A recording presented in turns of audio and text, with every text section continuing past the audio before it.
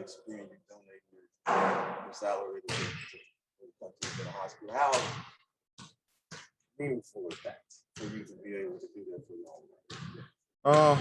I mean, to me, it means a lot, you know.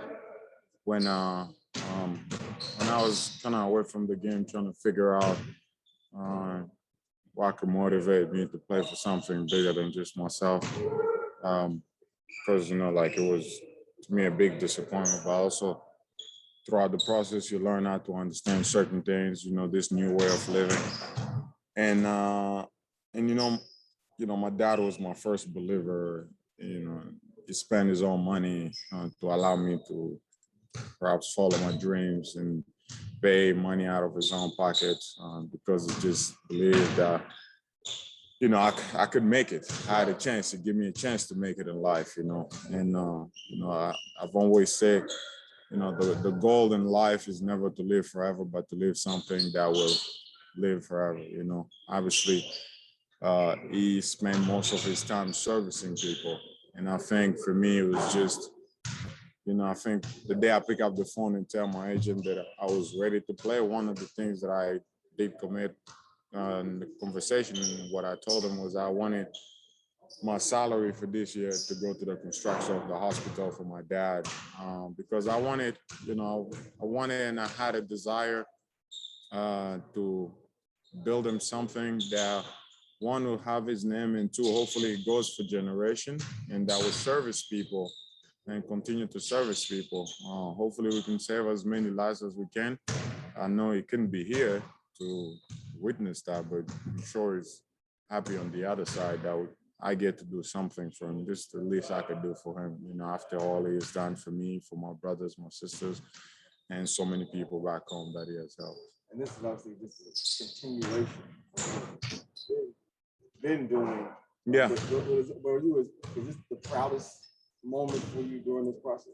Not really, you know, like my dad and I, we've invested ourselves a lot in the foundation. It's been 10 years. My dad and I have been working together with the foundation. You know, when I decided and we decided to come up with the idea of the foundation, it was just to service people. You know, at the time, I never and didn't want to be able to get in front of cameras. One day I retire and say, you know, I was the only one that, you know, that came from that place and that succeeded. We wanted to produce as many Bismacks as we can, whether it was in the medical field, whether it was, you know, in sport, whatever that is, just finding ways to create opportunities. Obviously, we have, you know, together we were able to accomplish a lot during that time while it was here, you know, whether it was building schools, doing medical donations.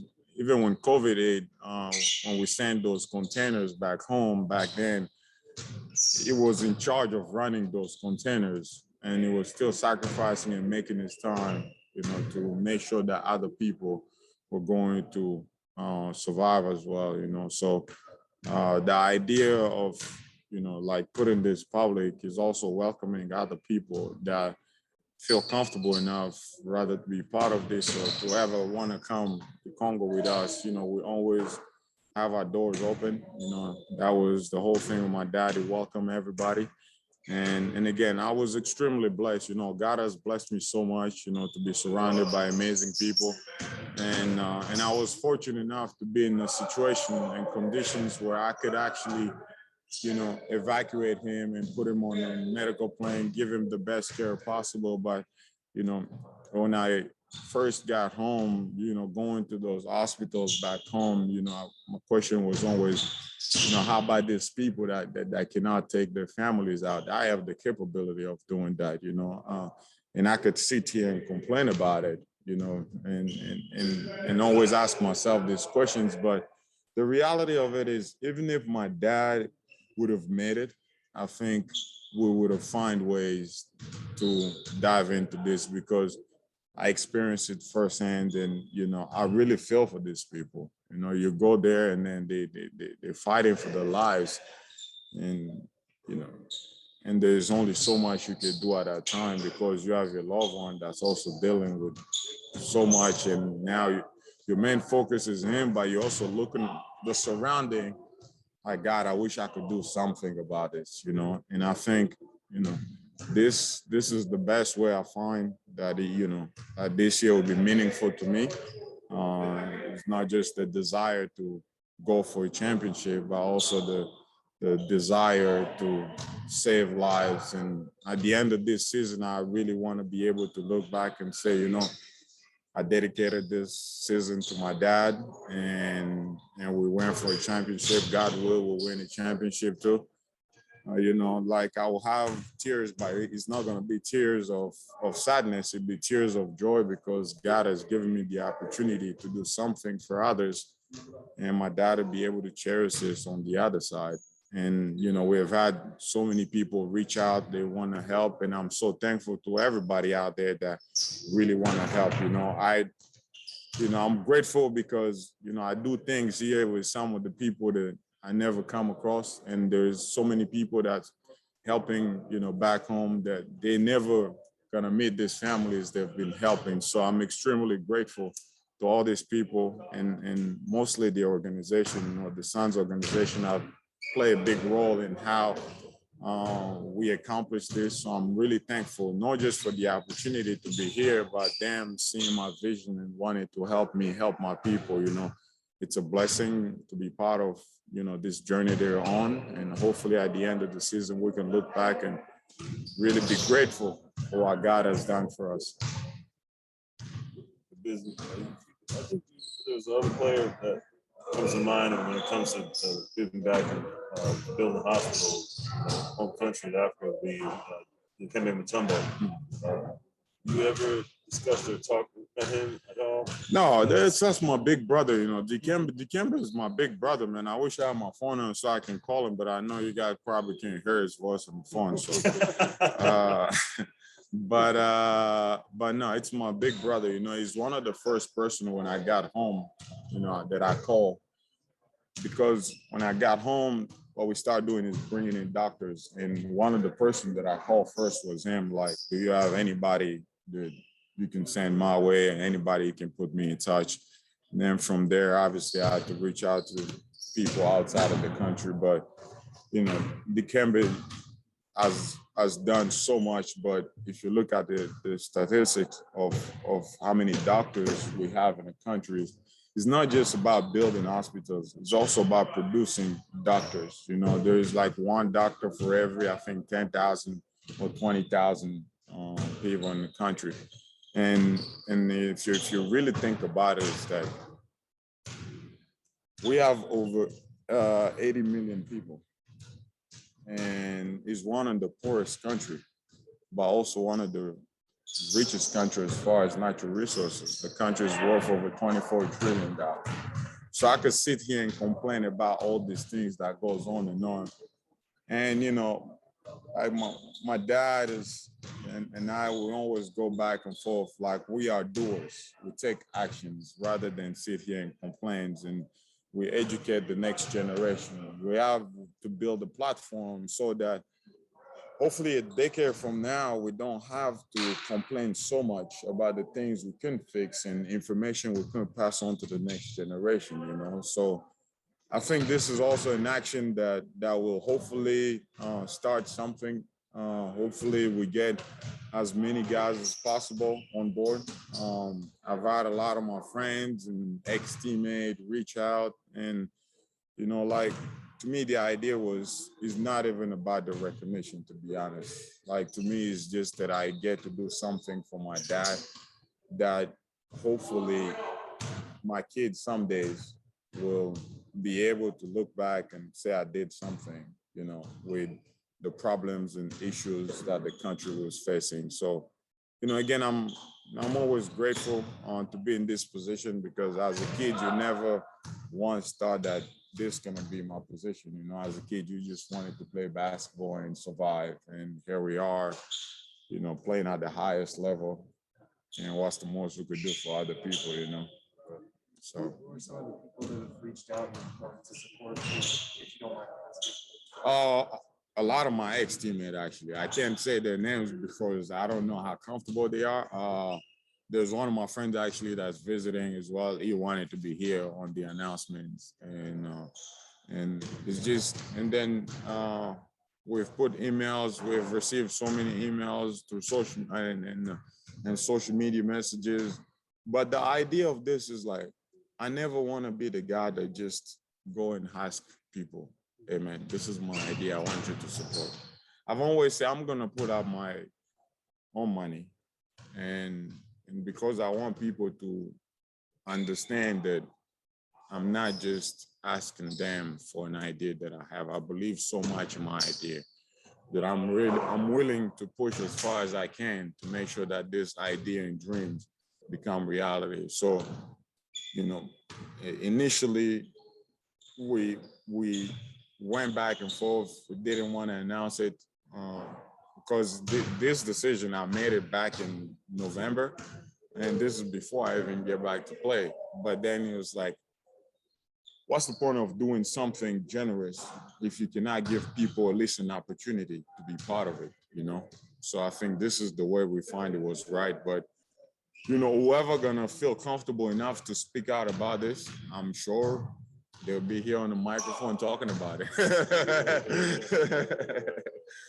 How much does that support from teammates, from the organization you're playing for? How much does that mean? Because you go about it that way and you want to put yourself, right, your money for yourself, but to see other people pick up on that and want to help, what does that mean to you? And it's a blessing, you know, it's a blessing, and it gives me hope for the world we live in. You know, there's so much that goes on around the world that sometimes we tend to forget that there is also so many good people with kind heart that want to leave this place a better place than we found it, you know. So I cherish this moment because, you know, we all somehow connected. And, you know, and in this journey of life that we're on, we only have so much time here on earth. And I think as everybody trying to play the, you know, rather it's big or small role in this journey, I think at the end of our days, we'll be able to look back and say we have achieved so much than we expected. And I'm just grateful to be in environments like this. You know, I think during the All-Star, and I sent a message to the coach, just, you know, letting him know how grateful I am. You know, when I walk in here, they didn't have to welcome the way they welcome me, you know, like rather it was from a player perspective or coach's perspective, you know. And I walk in here like I've been here for a long time. And I didn't practice with the team or anything, but the game just feel, you know, I feel so much joy playing the game. And that's just after the first game, I was like, this is like the perfect situation because you get to enjoy the game. You play with guys that understand why, you know, winning means, you know, and that's, you know, to me, I never want to take these things for granted. You know, sometimes we tend to forget the position we're in. And obviously being in this environment with people not just want to support you on the court, but also off the court, it's a blessing. You know, the league have been amazing to me, and I think it is the right thing to reach out and save hopefully as many lives as we can. And if we can only save one life, you know what, we've done our part. Bismack, was there a certain point in your career where you realized the platform that you had to make people like us, for example, who are unaware of what's going on in the Congo, that you were going to be able to spread awareness with the magnitude that you can, being in your position? You know, I started my foundation actually when I was 19. You know, this is how we started. Funny enough, you know, I was struggling sleeping, and this was after a season. We had a really bad season. And as a young guy, you come in, you have high expectation of yourself. You want to win. You work too hard, and then things wasn't going our way, and we had one of the worst seasons probably in the history of the league. And then I think the Sixers was after that. Back then we were the Bobcats, so I was really struggling with dealing with the season, right after the season, I was like, I need to go home. I need to go check on my family, you know. And I just woke up one day. I had this feeling where I was like, you know, I'm gonna do basketball camp. You know, I'm gonna grab I'm gonna go buy some shoes. like maybe 25 shoes. I call our equipment manager at the time. Anything you have, I can take home for the kids. So he gave me a bunch of stuff, and then I had like 6 bags and taking them, and I packed my speaker. You know, I called my brothers. I said, find me 20, 25 kids. I still got this picture somewhere.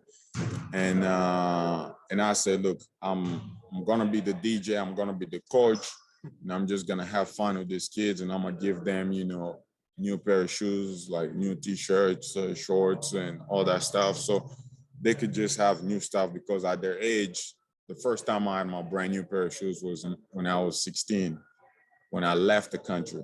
Never had a brand new pair of shoes while I was at home. So while I give some of them the shoes, they were looking at them going to hide, like they're gonna use it for school year and all that. I just had so much joy, you know, watching them go through the whole process. And then after that, I went home, talked to my parents, my mom and dad, and then I went home. I went to my hotel, slept like a baby, man. Struggling sleeping for 2 weeks, slept like a baby. It literally was like this. And then the next day I woke up, I went and had a conversation with my parents, like, and I've been struggling sleeping for 2 weeks. And the first time I did this, I really like fall asleep.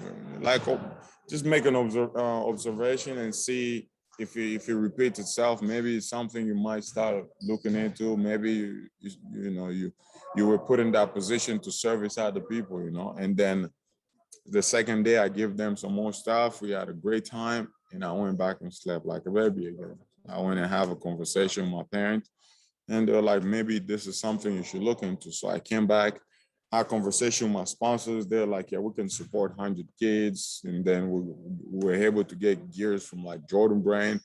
So the following year, we had like 100 kids, and we had an amazing time. We had coaches, and we find some kids, and then we start giving kids scholarships. So it become a yearly thing where we'll go home, we do basketball camp, and then we'll give scholarships. So it was early on that I just had a desire to help people, but I had to go to something. But even when I was in Spain, I was helping the kids. I was my age. I think it's just growing in environments. You know, my dad has always helped people. You know, like we grew up in a house with 3-bedroom. My mom and my dad had their bedroom. We had the bedroom, the 1 bedroom for the girls, 1 for the boys. And the 1 for the boys, it was like 9 of us, you know, like 3 people per bed. And sometimes we didn't have enough food, but then you was always asking my dad, like, we don't have enough, but you're still welcoming more people, you know? It just don't make sense, but it was like you cannot also abandon people, you know? Whatever we have to share with others. So we were raised in that mentality of sharing with others and caring for others. So, you know, it was like second nature to me when I got to the league. Like, thank God I've made money that my kids shouldn't have to worry, you know, my family. But I also think I was put in this position. I understand how important it is for me to be in this position. And I understand that there's an opportunity to do something, and I don't want to waste it, because we can only live for so long. God forbid, 10 years from now, I'm not here.